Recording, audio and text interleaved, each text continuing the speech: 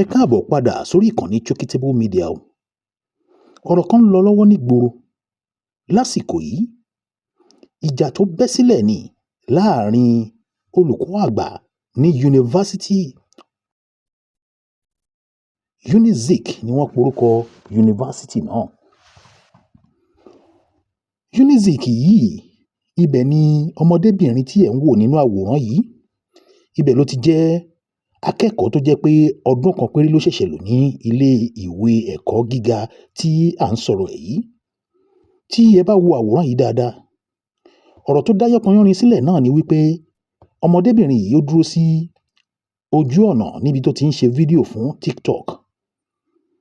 Lecturer tí ẹ wá ń wò yìí náà, lecturer yìí òun fẹ́ kọjá, ó fẹ́ gba ẹ̀yìn ẹ̀ kọjá, ló bá sì fi ọwọ́ sí ní ara pé kó sún síwájú kó jẹ́ kóun kọjá.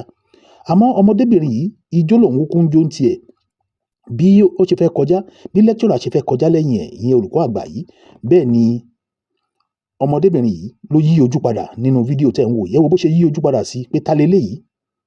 Nígbà tí mo ṣe ìwádìí síwájú sí i, ní èdè òyìnbó ó fi yé mi wípé ọmọdébìnrin yìí ṣẹ̀, ó challenge lecturer ẹ̀ gẹ́gẹ́ bí wọ́n ṣe ń sọ ní èdè òyìnbó wípé ta lọkùnrin yìí rò pé òun jẹ́ tó ní kí òun sún síwájú kóun kọjá. Èdè tí ó pè yìí náà ni lecturer olùkọ́ àgbà yìí gbọ́, ló bá padà wá bá wípé ṣé èmi náà ló ń bá wí tó sọ wípé ta ni mo jẹ́. Nígbà tí mo wá ń ṣe àyẹ̀wò sí lecturer, ó wá rí wípé ọmọbìnrin tí à ń sọ̀rọ̀ ẹ̀ yìí, nígbà tóun béèrè lọ́wọ́ ẹ̀ pé kì í ṣe akẹ́kọ̀ọ́ tòun gẹ́gẹ́ bó ṣe kọ́, gẹ́gẹ́ bí lecturer náà ṣe kọ́, ó ní pé kì í ṣe akẹ́kọ̀ọ́ tí òun kọ́. Wọ́n ní engineering department ni ọmọdé yìí wà. Ìdí wá nìyẹn tí lecturer fi wá sọ wípé o ò lè máa sọ̀rọ̀ bẹ́ẹ̀ yẹn sóhun, àti wípé ibi tí mo ti yọ nínú àwòrán tó ń ṣe yìí, fídíò tó ń yà yìí, ó ń láti yọ mí kúrò níbẹ̀.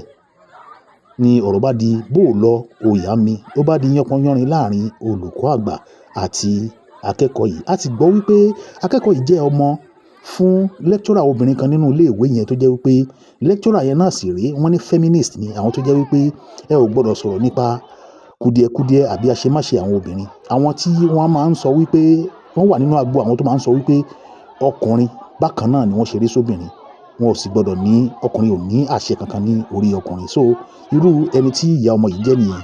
Àmọ́ ọ̀rọ̀ yìí dìbò lọ ìyá mi. Ọmọ yìí fa lecturer yìí, ó fa láṣọ ya, ó sì gbá létí, ó lù dáadáa gẹ́gẹ́ bí ẹ ṣe ń wò nínú àwòrán tí mo fi hàn yín yìí. Kí ẹ jẹ́ kí a jọ dá sí ọ̀rọ̀ náà, kí a wò pé kí ló lè ṣẹlẹ̀ sí ọmọbìnrin yìí àti lecturer yìí. Ṣùgbọ́n ọ̀rọ̀ yìí ti gba orí afẹ́fẹ́ káàkiri, ó ti di nǹkan tí wọ́n ń pè ní trending video. Èdè òyìnbó ló yẹ kí n mú wá, ṣùgbọ́n mo rò wípé ó bẹ́tà ká kúfẹ̀ kan sọ ní èdè Yorùbá fún gbogbo àwa yòókù kí a lè gbọ́. Àwọn tó ti ṣe lédè òyìnbó ti ṣe lédè òyìnbó, ṣùgbọ́n èmi ó ṣe ní mo ṣe ń ṣe ní èdè Yorùbá. Ṣùgbọ́n mo fẹ́ kí ẹ jẹ́ kí ẹ wo nǹkan tó ń ṣẹlẹ̀ láàrin àwọn Gen Z lásìkò yìí. Ǹjẹ́ ó lẹ́tọ̀ọ́ kí ọmọ yìí kó máa ya fídíò ní inú ọgbà ilé ìwé àti pé ní ojú ọ̀nà ibi tí gbogbo èèyàn ń gbà kọjá ló ti ń ya fídíò yìí? Ǹjẹ́ ó sì lẹ́tọ̀ọ́ gẹ́gẹ́ bí lecturer yìí ṣe padà sẹ́yìn tó sọ pé ṣé mi ló ń bá wí wípé ta ni mo jẹ́, kí ni mo jẹ́, kí ni mo já mọ́? Ṣé ó lẹ́tọ̀ọ́ bẹ́ẹ̀ láti béèrè lọ́wọ́ ẹ̀? Ǹjẹ́ ó sì lẹ́tọ̀ọ́ kí lecturer yìí kó fẹ́ gba fóònù lọ́wọ́ ọmọbìnrin nígbà tí ó yarí pé òun ò ní delete fídíò yẹn kúrò ní orí aago àbí lórí fóònù tó wà lọ́wọ́ òun? Lecturer padà sẹ́yìn, ó fẹ́ gba fóònù yẹn lọ́wọ́ ẹ̀ gẹ́gẹ́ bí nǹkan tí mo gbọ́ ní àlàyé. Ó fẹ́ gba fóònù yẹn lọ́wọ́ ẹ̀ ní fóònù bá bọ́lẹ̀ gẹ́gẹ́ bí wọ́n ṣe sọ pé fóònù bá jábọ́, ó bá fọ́. Ọmọ yìí bá fi gbé ta, ló bá bẹ̀rẹ̀ sí ní pariwo pé tíṣà yìí fẹ́ fọwọ́ kàn lọ́yàn ni, ó fẹ́ fọwọ́ kàn lọ́yàn ni wàhálà bá dé. Ẹ rí àwọn ọmọ akẹ́kọ̀ọ́ tí wọ́n rọ̀gbá yí wọn ká, tí wọ́n ń la lecturer yìí. Lecturer yìí sì wá ṣe déédéé, ṣùgbọ́n kò fọwọ́ kan ọmọbìnrin rárá. Ó dúró déédéé, ó sì ní sùúrù. Ọlọ́run fún ní sùúrù náà, because tí ò bá ní sùúrù náà, ohun tí à ń sọ yìí kọ́ ni ọmọ wí o, torí orí ẹ̀ náà ni wọ́n bá yí gbogbo nǹkan yìí lé lórí. Ǹjẹ́ ohun tó ń lọ láyé òsìn yìí, gẹ́gẹ́ bí àwọn tí wọ́n pera wọn ní Gen Z, àwọn ọmọ òde òní tí wọn ò ní ẹ̀kọ́ fún olùkọ́, tí wọn ò ní ẹ̀kọ́ fàgbàlagbà, wọn ò ní ẹ̀kọ́ fún ẹnì kankan, kódà wọn ò ní ẹ̀kọ́ fúnra wọn pàápàá, wọn ò ní respect fúnra wọn. Ǹjẹ́ lè bójúmu? A ti bá rú wọn náà pàdé nínú ìrìn àjò tá a wà yìí tó jẹ́ pé wọn ò ní iota of respect kankan fẹ́ni kankan tó jẹ́ gbàlagbà nínú gbogbo nǹkan tí wọ́n sọ pé àwọn ní nínú relationship. Èyí tó ní boyfriend ni, èyí tó lóun lọ́kọ ni, èyí tó lóun bímọ ni. Ẹ rí pé ìwà ìbàjẹ́ ó gògò láàrin wọn tó pọ̀ gan. Eléyìí jẹ́ nǹkan tí ó ṣẹlẹ̀ nínú fídíò yìí. Unizik ni wọ́n sọ pé ó ti ṣẹlẹ̀. tí wọn náà bá ti gbọ́ lédè òyìnbó lọ gbọ́ lédè òyìnbó, ṣùgbọ́n eléyìí tí mo lè rọ́ fún yín lédè Yorùbá òun náà lèmi náà rọ́ fún yín, kí ẹ farabalẹ̀ kí ẹ wo fídíò náà kí ẹ gbọ́. Ó tún wá tẹ̀síwájú wípé arábìnrin lecturer tá à ń sọ̀rọ̀ yìí, wọ́n ní ìyàwó ẹ̀ wọ́n ní lọ́ọ̀yà ni. Fọ́tò ìyàwó ẹ̀ náà ní eléyìí tẹ̀ ń wò yìí. A jẹ́ pé ìrókò ó ti wó sílé gbẹ́dógbẹ́dó nìyẹn bí ọ̀rọ̀ bá di ọ̀rọ̀ ilé ẹjọ́. Wọ́n tiẹ̀ sí ní àwọn akẹ́kọ̀ọ́ àgbà wọ́n ti pè wọ́n sì ti béèrè ọ̀rọ̀ lọ́wọ́ àwọn méjèèjì. Àmọ́ kí ni wọ́n béèrè lọ́wọ́ wọn? Àlàyé tí wọ́n ṣe, ẹ jẹ́ kí n kà fún yín kí fídíò yìí má bàa gùn jù. I had just left Hall 19 where Dr. Ebekwe was teaching. Walking along the passage, I saw a girl doing a video with her phone. She had placed the phone on the window hood and was striking post in the middle of the walkway. Tapping her slightly, I asked her to excuse me as I walked past. After about 2 to 3 steps, I heard her saying, "Who does this man think he is?" Excuse me. Can you imagine? Just cheating. I walked back to ascertain first if she was my student, and second, to make sure she deleted that video showing where I passed. Then I demanded and reached for her phone, only to be beaten by the girl, and that was when she lost it. She tore my clothes, slapped and scratched my face, and generally went berserk on me, all which I received with calm, to my own admiration. If I do say to myself, admiration in mind, so where we are just coming from the security office where she told them that I was stripping her naked in the faculty. I am told her mom is a lecturer in the engineering, so perhaps that gave her extra impetus. Kí wá lọ́mọ yìí sọ tó fi ń gbè fúnra ẹ̀ náà? Ohun tóun náà sọ ni pé this morning around 11 a.m. I was recording a quick video with a friend along my lecturer's room hallway when out of nowhere I felt a push from my left side accompanied by a cut. Excuse me. Initially, I thought it was a student, but when I turned around, I was shocked to see a man, a lecturer. Unbeknownst to me, I felt helpless, faint, utterly disrespected. I whispered to my friend, "Omo, see how this lecturer pushed me?" And my friend tried to reassure me.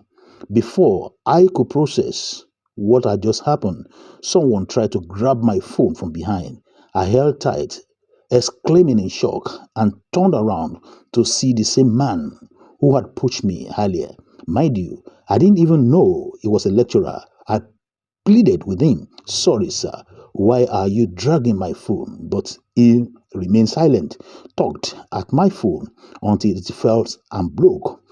I was devastated and at the same time still lamenting in the pain as I picked up the pieces of my shattered phone.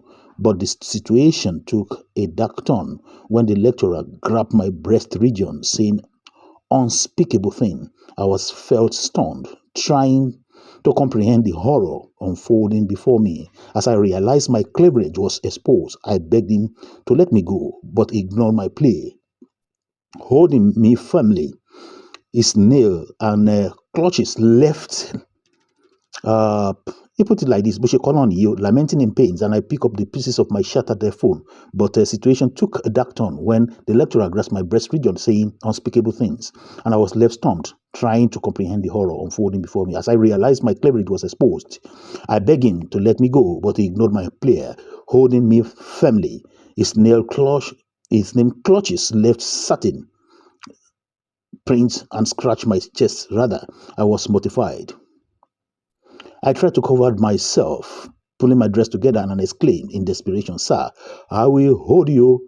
And I didn't mean to threaten him. I just watched him to release me. I just wanted him to release me, but he wouldn't budge. In a split second, I beat his hand, hoping he would let go. That was when I held his cloth and accidentally tore his shirt. The situation escalated with some students intervening, and in no time, I saw theater art student from his department approach me with weapons. I was so terrified and hurt. The securities eventually arrived, taking me away in their van. I am still shaken by the event that transpired. I never intended to disrespect a lecturer. I was acting under duress, protecting my dignity and interest as a woman. I am deeply sorry for my reaction, and I hope that somehow, some way, this situation can be resolved peacefully. Nǹkan tí ọmọbìnrin yìí sọ nìyẹn. Mo rí pé àsìkò náà ń lọ. Nǹkan tó kọ nínú ọ̀rọ̀ tiẹ̀ náà nìyẹn. Mi wá mọ ibi tí ẹ fẹ́ ká dúró sí lórí ọ̀rọ̀ náà, àti pé ìwà tí ọmọ yìí wù. Ṣé ìwà yìí ṣé ó bójúmu àbí kí ni ká pè é? Àmọ́ ṣá, nígbà tí mo wá ń ṣe ìwádìí síwájú sí i, ẹnìkan tí òun náà pe rẹ̀ ní, mo rò pé pe rẹ̀ ní lọ́ọ̀yà, àbí lọ́ọ̀yà orí ẹ̀rọ ni ká pè é ní, nítorí pé ó jáde síta láti sọ pé òun ṣetán láti defend ọmọbìnrin tí à ń sọ̀rọ̀ yìí tó fa lecturer láṣọra, tó sì jẹ lecturer náà bí ìgbà tí ajá bá ń jẹ egungun ni. Ọkùnrin náà ń sọ̀rọ̀, ó ní wọ́n porúkọ ọkùnrin náà ní Rọ́gẹ́dì Bàbá. Ó ní a lawyer will say, ó ní tó bá yẹ pé lọ́ọ̀yà ni lọ́ọ̀yà sọ̀rọ̀ báyìí nínú nǹkan tó ṣẹlẹ̀. Ó ní you demand she deletes a video showing you, but you can't reach for her phone. You should have called for the school authority and they will have done their job. And all this drama won't be happening between a lecturer and a student. Number one, she was there before you. Number two, what she said isn't an insult, but a question. Number three, reaching for our property is wrong, and she protected her property. Number four, if your hand no stretch to her, she no go bite you. Nǹkan tí Rọ́gẹ́dì man tí ó sọ láti defend ọmọbìnrin tí ó lu lecturer nìyí. Ṣùgbọ́n ayé ti yí padà kúrò níbi tí tàtijọ́. Òdì àdá ti padà, ó ti wá di ọ̀bẹ. Àmọ́ nǹkan tí a ò rí rí tẹ́lẹ̀tẹ́lẹ̀ náà ló padà ń ṣẹlẹ̀ nísìnyí níta gbangba, nítorí pé ọmọbìnrin yìí fẹ́ ṣe fídíò. Ìyẹn náà ló fà á tí ọ̀rọ̀ fi di bó lọ ìyá mi, tó fi di pé gbogbo ilé ìwé dàrú, àti pé gbogbo orí ẹ̀rọ eléyìí tí à ń pè ní íńtánẹ́ẹ̀tì lénìí wá di ibi tí ó jẹ́ pé ọ̀rọ̀ ọmọbìnrin yìí ni à ń sọ. Ṣùgbọ́n ibi tí ọ̀rọ̀ náà máa já sí, gẹ́gẹ́ bí a ṣe ń sọ, ẹnìkankan kò tí ì lè sọ. Ṣùgbọ́n wọ́n ṣáà ti lọ rojọ́ ẹnu wọn. N tí lecturer sọ nígbà tó ń rojọ́ tiẹ̀ ni mo kà fún yìí, àti pé lecturer gan pàápàá wá sọ̀rọ̀ tó mi ò rí fídíò tí ibi tí ọmọ yìí ti sọ̀rọ̀ fún rẹ̀. Ṣùgbọ́n lecturer sọ̀rọ̀. Ẹ gbọ́ nǹkan tí lecturer sọ fúnra ẹ̀ tó bá yàtọ̀ sí nǹkan tí ọmọbìnrin yìí sọ. My name is Dr. Chukwudi Michael Okoye, a lecturer with the Department of Theatre and Film Studies, Faculty of Arts, Nnamdi Azikiwe University. Well, like I said, I wouldn't want to go into the narration because it will take quite some time. But, you know, like as the only modification I will just give for the essence of recording is I was leaving a classroom to my office when I saw the lady along the passage, along the corridor of the Faculty of Arts. You know, so she was making a TikTok video and I needed to pass because, you know, the way the place is and someone was by there. So I just tapped and said, excuse me, and walked off. And when she made that insultive comment, I had to come back to first ascertain if she was a student, my student in the department. And then I needed her because I noticed it was a TikTok video. So I needed her to delete it. I actually asked her to delete right in front of me. When she refused, I stretched my hand to confiscate the phone. And now, because I knew that would make her now say she's from the social department, because I had no knowledge of who she was. And that was when all hell let loose. And the rest, like they say, is history. So that's all I can say for now. Any other actions and whatever, I leave that to the committee to sort out. Thank you very much. Thank you very much. God bless you. Kò jẹ́ bí ó ṣe jẹ́, kò jẹ́ bó ṣe lóun máa jẹ́. Ẹ jẹ́ ká kọ́ àwọn ọmọ wa. Generation Z láyé òde òní, ó máa ń kóyà jẹni ni o. Kò sí lọ́jọ́ iwájú rárá.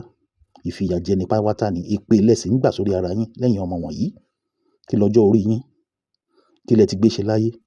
Àwọn èèyàn sì kọ̀rọ̀ lórí lecturer tá à ń sọ̀rọ̀ yìí, tí wọ́n ti kọ́ ẹ̀kọ́ kọjá lábẹ́ lecturer yìí, tí wọ́n jẹ́ old students káàkiri àgbáyé.